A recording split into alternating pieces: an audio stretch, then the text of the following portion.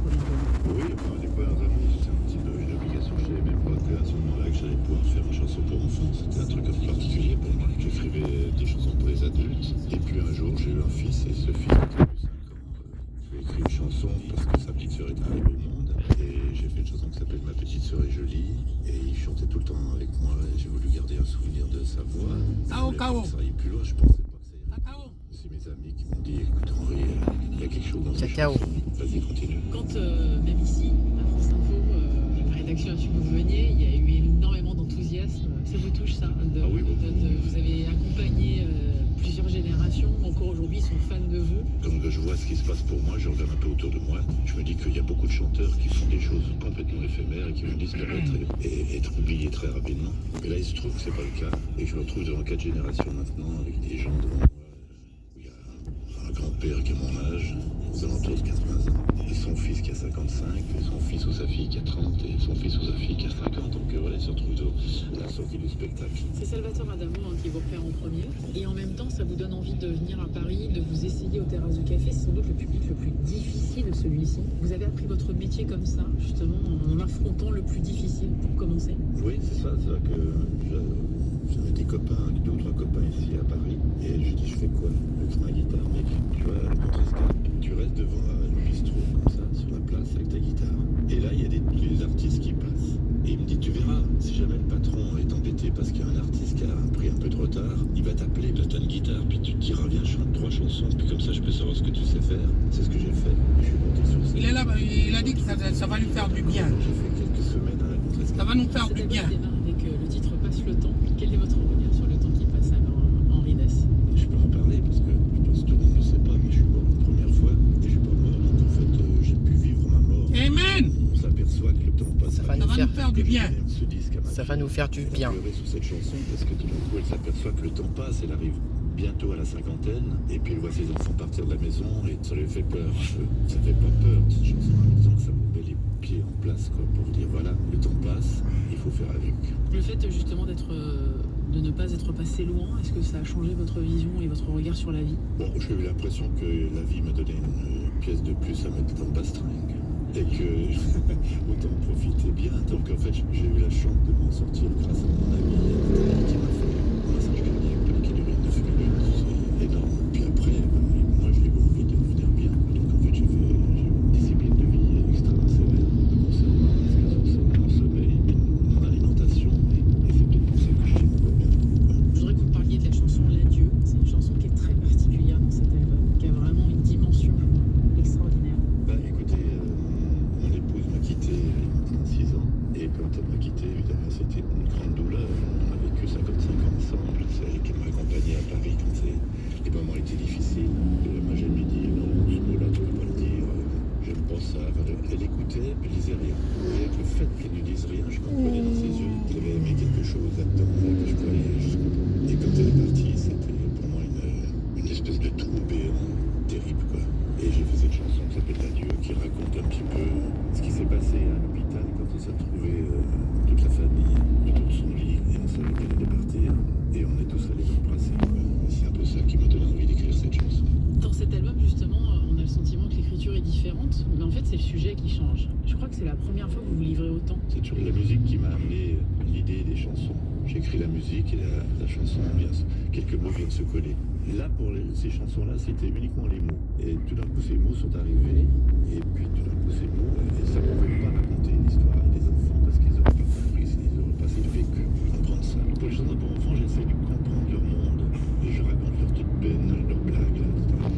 Là, je raconte mon monde, je raconte ma vie. Et vos peines. Et mes peines, oui. Merci beaucoup Henri Dess d'être passé dans le monde d'Élodie sur France Info. En avant tout, c'est le 3e volet, effectivement, d'Autrement. Merci beaucoup. C'est très gentil à vous de m'avoir invité. Merci beaucoup. On est venu lui dire je t'aime. Je t'aime une dernière fois. On est venu lui dire qu'on l'aime. Et puis la serrer dans nos bras.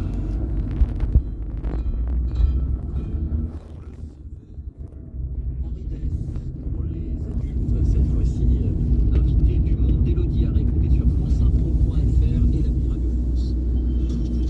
France Info Météo, avec Malongo, c'est café bio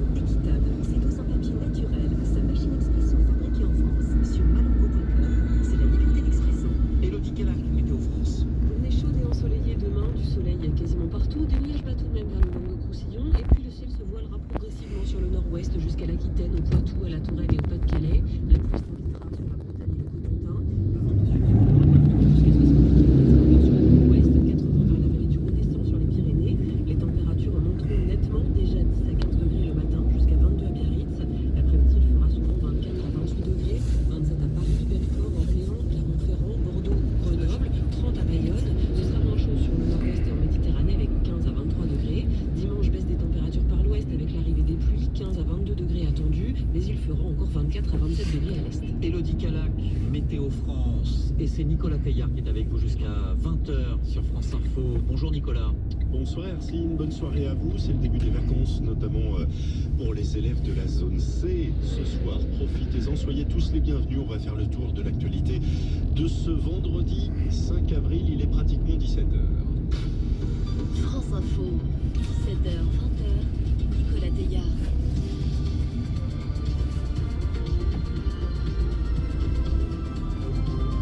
17h l'info avec vous, Virginie Lebrun, bonsoir. La porte-parole du gouvernement dénonce un crime barbare. L'adolescent de 15 ans passé à tabac hier à Viry-Châtillon à la sortie de son collège est mort. Les précisions de Simon Soubieux à suivre. Et Guillaume Fariol viendra nous parler de l'érosion côtière qui s'accélère. L'équivalent d'un terrain de football disparaît chaque semaine dans notre pays sous l'effet de la progression des océans. Et puis quand l'intelligence artificielle devient une arme de guerre, le secrétaire général de l'ONU se dit aujourd'hui profondément perturbé par des informations faisant état de l'utilisation par Israël de l'intelligence artificielle pour identifier des cibles à Gaza. Nous l'entendrons. Avec des annonces d'Emmanuel Macron ce matin en visite dans une école à Paris, des nouveautés dès la rentrée prochaine pour la formation des enseignants. On vous expliquera tout dans un quart d'heure avant les commémorations ce dimanche du 30e anniversaire du génocide des Tutsis au Rwanda. L'envoyé spécial de France Info est allé dans ce pays à la rencontre de lycéens français qui ont fait un voyage d'un peu plus de 10 jours. Reportage à ne pas manquer à 17h20. Le Rwanda, on en parlera aussi dans un monde d'avance pour s'intéresser aux multiples facettes du président Paul Kagame. Olivier Boujade en studio avant 17h30. Bienvenue. On a donc appris en milieu d'après-midi la mort du collégien de Viry-Châtillon. Il a succombé à ses blessures après avoir été violemment agressé devant son collège hier. Le jeune de 15 ans avait été pris en charge en urgence absolue après avoir été tabassé par plusieurs personnes, Simon Soubieux. Oui, l'adolescent était encore hospitalisé en réanimation ce matin après avoir été opéré en urgence la nuit dernière. C'est en début d'après-midi que le parquet d'Evry a annoncé sa mort. À 7h, ses agresseurs, 2 ou 3 personnes, selon les premiers éléments de l'enquête, n'ont toujours pas été interpellés. Les enquêteurs se concentrent d'abord sur les images de vidéosurveillance pour savoir qui ils sont. Des témoins évoquent des personnes cagoulées et habillées en noir qui ont pris rapidement la fuite. Mais surtout cette question, qu'est-ce qui a déclenché ce déferlement de violence? Le parquet indique qu'une autopsie de l'adolescent va avoir lieu dans les prochaines heures. En tout cas, les autorités judiciaires estiment que l'agression a sans doute été préméditée, d'où l'enquête ouverte désormais pour assassinat. L'adolescent tué était inconnu de la justice. Aujourd'hui, un dispositif policier a été déployé aux abords de l'établissement et une cellule psychologique a été ouverte dans le collège. Ce soir, le gouvernement dénonce un crime barbare. Le maire de Viry-Châtillon, un drame absolu. Une agression qui intervient 48 heures seulement après celle d'une adolescente de 14 ans devant son collège, également à Montpellier-Samarin. 3 mineurs ont été interpellés. Ils étaient cet après-midi présentés à un juge en vue de leur possible mise en examen pour meurtre. Ils ont admis avoir porté des coups. Le parquet n'évoque aucune dimension religieuse. 2 drames en quelques jours qui poussent Emmanuel Macron à appeler à sanctuariser l'école. Le chef de l'État a dénoncé une forme de violence désinhibée chez nos adolescents. Nous serons intraitables contre toute forme de violence, a martelé le président lors d'une visite d'un établissement scolaire à Paris ce matin. France Info, 17h03. Le procès de la Genèverie, un faussaire de montres de luxe qui écoulait ses contrefaçons, entre autres sur la chaîne Telegram, a été condamné à 4 ans et demi de prison et une colossale amende douanière de 206 millions d'euros. L'administrateur de la chaîne se monnayait aussi des faux papiers et la consultation de fichiers de police. C'est lui vu infliger 4 ans d'emprisonnement. Il devra aussi payer avec le faussaire 200 000 euros de douane. La France est lentement grignotée par les eaux. C'est ce qui ressort aujourd'hui du rapport du Centre d'études et d'expertise sur les risques mobilité et sur l'aménagement. Une étude sur l'érosion du littoral, donc très précise, qui montre que le trait de côte c'est-à-dire la limite entre la terre et la mer, recule. C'est un des effets les plus concrets du dérèglement climatique, entre tempêtes plus fréquentes et montée du niveau de la mer. Le phénomène a déjà débuté et il va s'accélérer dans les prochaines années, Guillaume Fariol. Dès 2028, un millier de bâtiments pourraient être rattrapés par le trait de côte, dont 560 logements. La Haute-Corse et les Bouches-du-Rhône particulièrement exposés, 2 départements très touchés aussi d'ici 2050, comme la Manche ou la Vendée. À cette échéance, plus de 5000 logements sont menacés par l'érosion, bien estimée à 1 milliard d'euros. L'étude comptabilise aussi 206 routes coupées par l'avancée des eaux. Ce scénario est objectif et vraisemblable, d'après le rapport qui fait une dernière projection en 2100, scénario de pire sans adaptation, et si les océans grimpent d'1 mètre, là plus de 450 000 logements risquent la disparition, 53 000 commerces, bureaux ou hôtels également. Pour échapper à ces prévisions, le gouvernement présentera d'ici quelques semaines son plan d'adaptation. Dès hier, le ministre de la Transition écologique prévenait, 20% du littoral est grignoté par l'érosion, 500 communes sont menacées, des zones deviendront inhabitables. Autre rapport remis aujourd'hui au gouvernement sur le coût de l'adaptation au changement climatique. Principal enseignement, des investissements évalués à plusieurs milliards d'euros par an vont être nécessaires pour se préparer aux nouvelles conditions de vie. Des investissements notamment dans 3 secteurs, le bâtiment, le transport routier et ferré et l'agriculture végétale.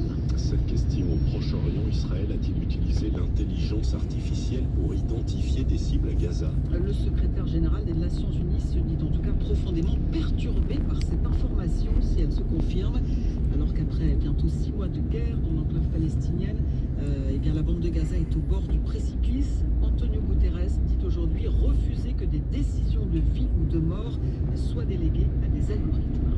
I'm also deeply troubled by reports that the Israeli military's bombing campaign. Je suis profondément troublé par les informations selon lesquelles la campagne de bombardement de l'armée israélienne utilise l'intelligence artificielle comme outil d'identification des cibles, en particulier dans les zones résidentielles densément peuplées, ce qui se traduit par un nombre élevé de victimes civiles. Aucune décision de vie ou de mort ayant un impact sur des familles entières ne devrait être déléguée au froid calcul des algorithmes. L'intelligence artificielle devrait être utilisée comme une force du bien au bénéfice du monde, pas pour contribuer à faire la guerre à un niveau industriel en brouillant les responsabilités. War on an industrial level, blurring accountability.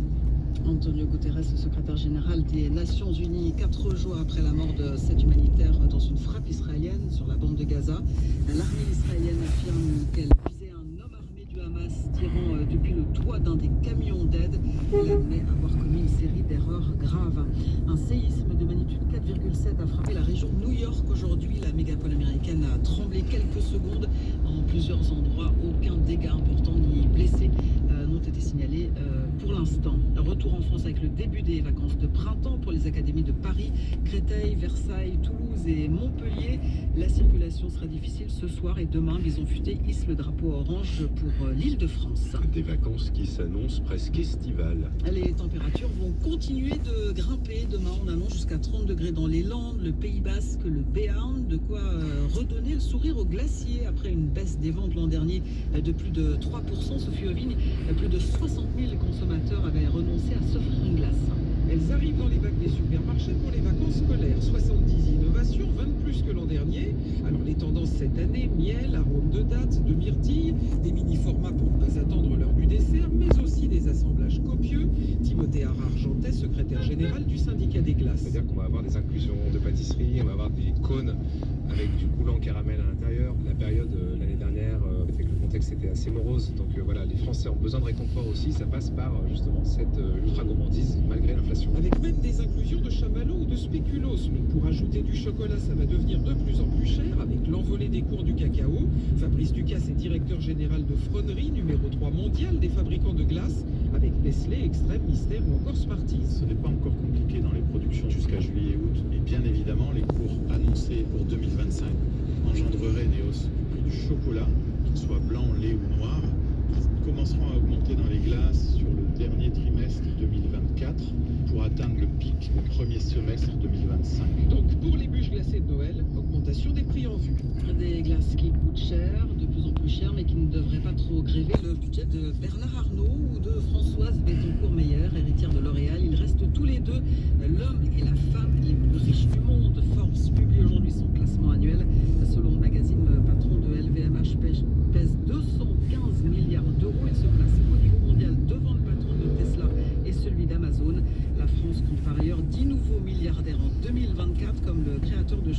aux semelles rouges. Christian Louboutin qui fait son entrée au classement à la 48e place. Je ne vous ai pas trouvé dans le classement. Vous retenterez votre chance l'année prochaine, Virginie. Pourquoi MAF Pro? Parce que du 2 avril au 4 mai, il y a 200 € offerts sur votre nouveau contrat multirisque pro.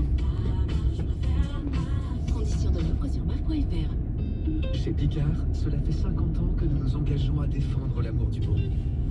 Pour vous permettre de manger mieux et plus responsable, en privilégiant des pratiques de pêche qui respectent les ressources et la biodiversité. Pour nos 50 ans, célébrez avec nous les origines du bon et profitez jusqu'au 12 avril de moins 20% avec la carte Picard et nous sur une sélection de produits labellisés ou certifiés comme nos 4 pavés de saumon labellisés MSC. Picard, pour le bon et le meilleur.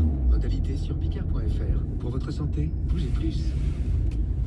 Je suis pas du tout aujourd'hui, j'arrive pas, ces histoires de retraite, ça me prend la tête. Ah, c'est ça. Moi, je suis avec Monceau Assurance. C'est top. Tu épargnes ce que tu veux, quand tu veux, et t'en profites à ta retraite. T'as le contrôle du match, un peu comme moi, là. Pas mal. Allez, go! Prenez le contrôle de votre retraite et venez partager l'expérience Monceau Assurance. Plus d'infos sur monceauassurance.com.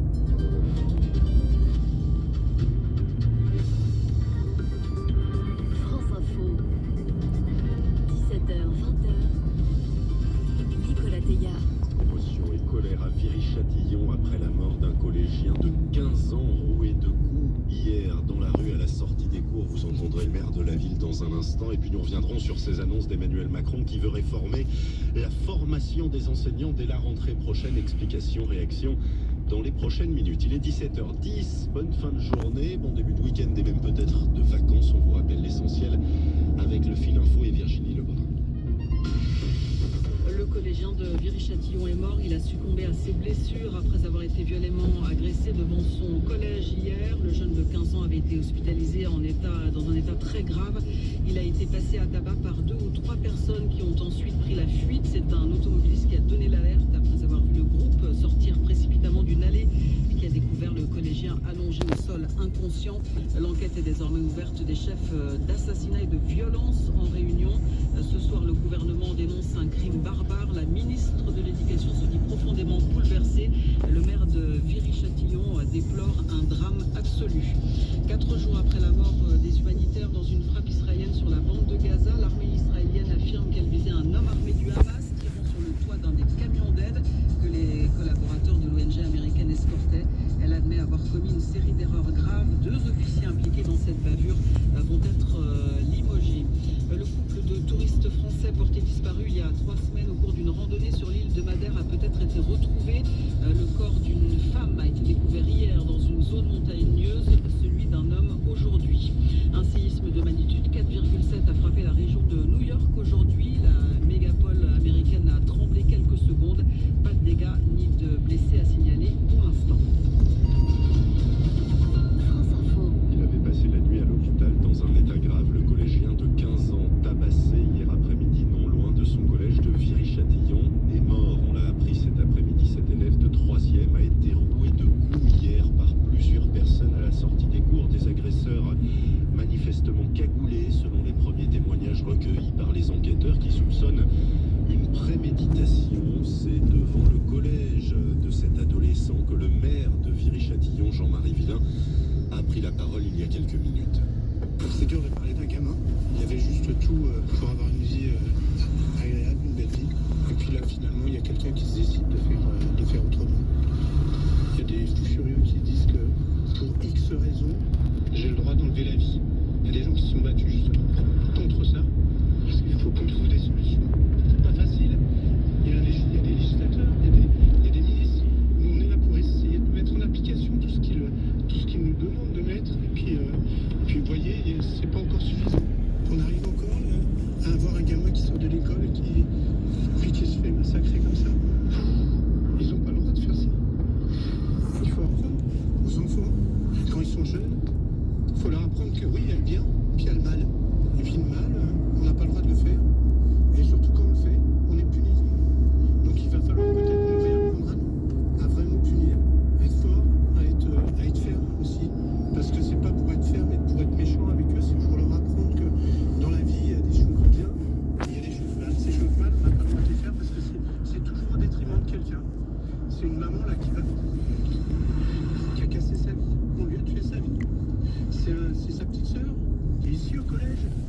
vous imaginez la vie qu'il y a pas maintenant. C'est énorme. Jean-Marie Villain, le maire de Viry-Châtillon, profondément ému après la mort de cet adolescent de 15 ans. On y reviendra régulièrement au cours des 3 prochaines heures. Un peu plus tôt dans la journée, Emmanuel Macron, lui, était en visite dans une école parisienne pour un échange avec des élèves et des enseignants à qui il a confirmé des changements dès l'année prochaine. Vous avez suivi cette visite, Adèle Belloumri. Le président annonce des nouveautés dans la formation des enseignants dès la prochaine rentrée. Oui, pour les futurs professeurs des écoles et les futurs profs de collège et lycée, la grosse annonce, c'est le concours à Bac+3 plutôt qu'à la fin du master à Bac+5 actuellement. Ce qui changera, c'est le cycle préparatoire à ce concours, avec donc la création d'une licence dédiée pour les futurs enseignants du primaire à la rentrée 2025. Une prépa, une licence préparatoire au professorat des écoles. On pourra toujours se présenter au concours par le biais d'une autre licence, histoire, psycho, peu importe. Pour ce qui est des futurs professeurs de lycée et collège, eh bien, ils suivront, comme ils le faisaient jusqu'alors, une licence quelconque. Il y aura une passerelle, expliquait Emmanuel. Les étudiants pourront avoir des modules additionnels pour une prise de contact du terrain. Point important également, ce concours sera ouvert à tous les élèves de licence dès la rentrée prochaine, mais le cabinet du ministère le niveau de licence sera élevé. Et le but de cette accessibilité, c'est de rendre la formation plus professionnalisante. Oui, jusqu'à 50% du temps de la formation sera dédié à la prise en main progressive de la classe, stage d'observation, pratique accompagnée, mise en responsabilité et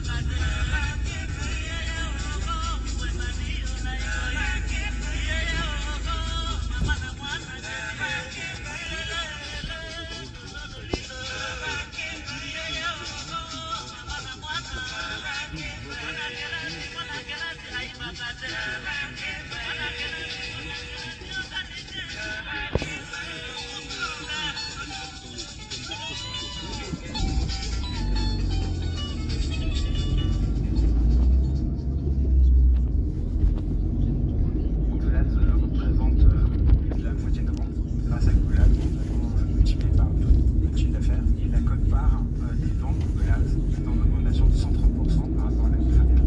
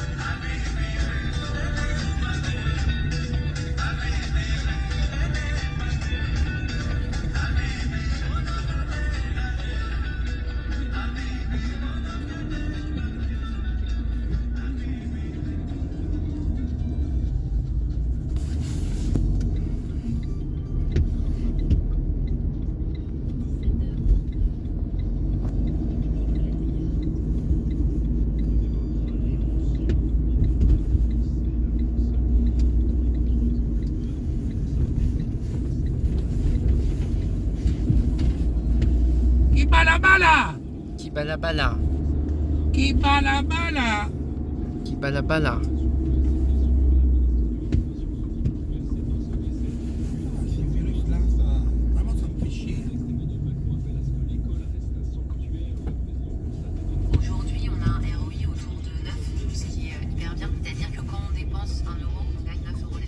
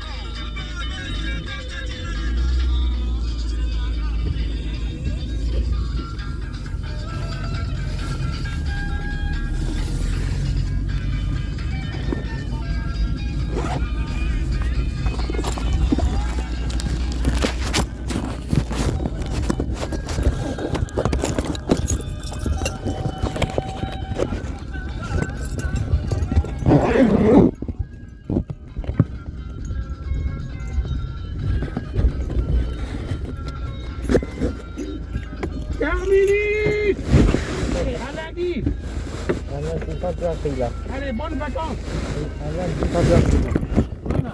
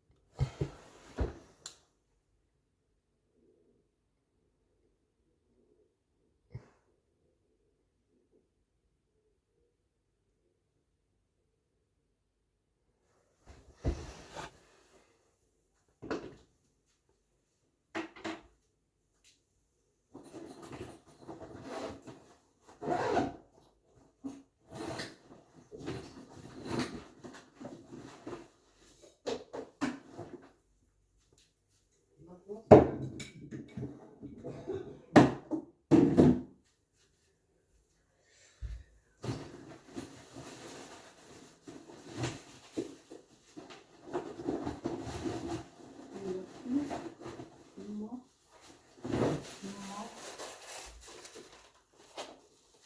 Parce que demain.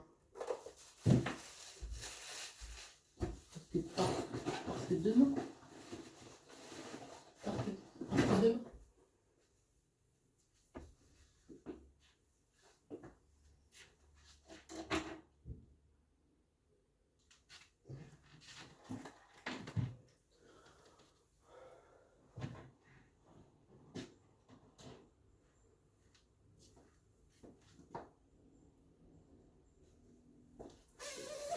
Ah bah après.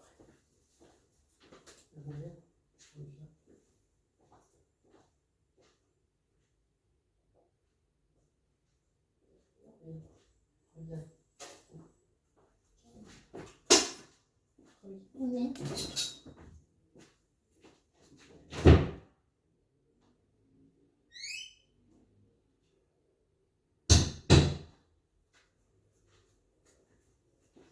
Tiens, j'arrive. Reviens, lundi. J'arrive, reviens lundi.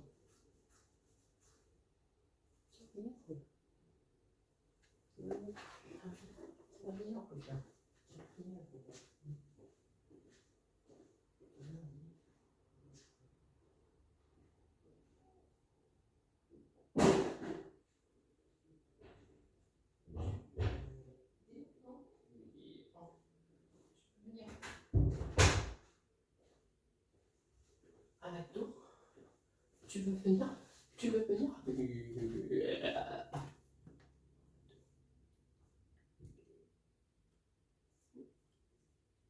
Après,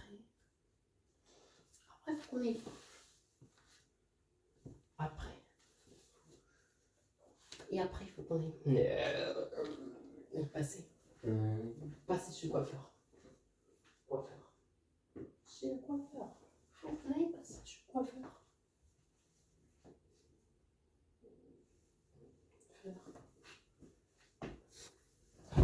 Allez, à demain, à demain. Ça. Et ça, c'est à combien? Ça.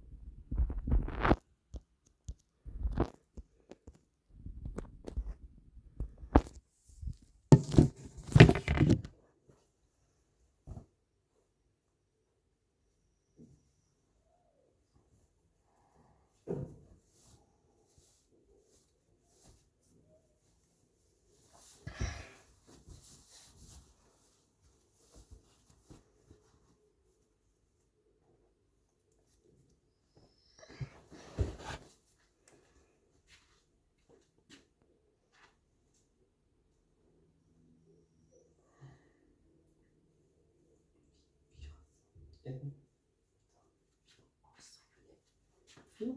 anglais. 10 000. Tubimakuma. Sumo. Il y a un sumo.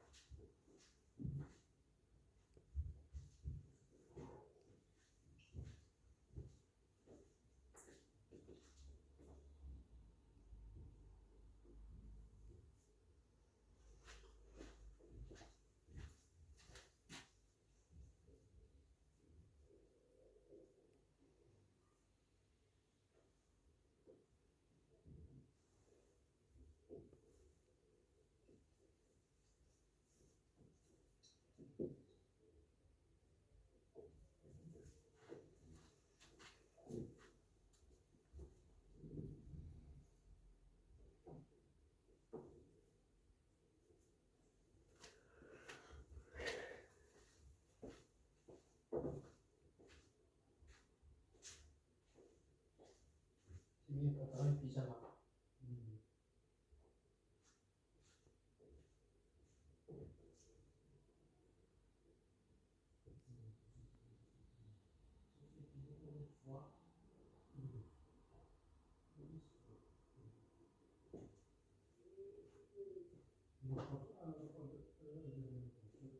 Derrière, on regarde.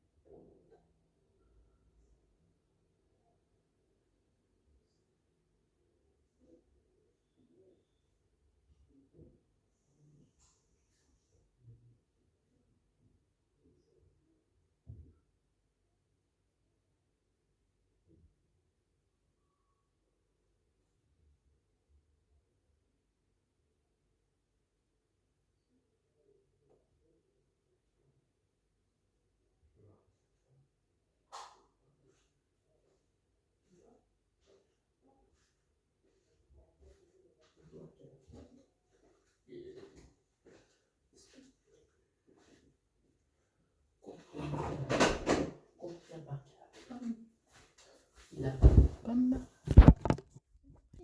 Spotify. Spotify. Spotify. La pomme.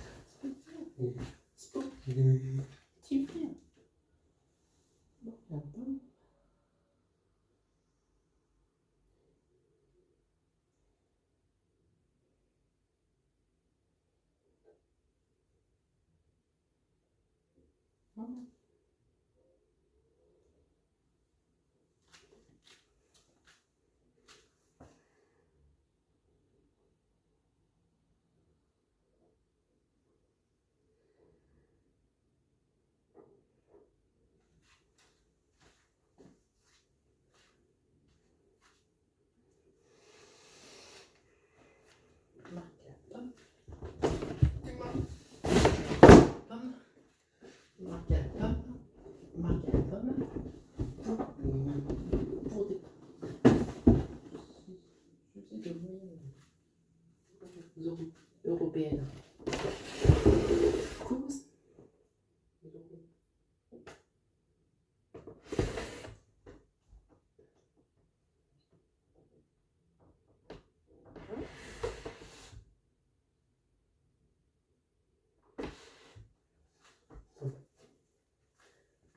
Pour des pratiques.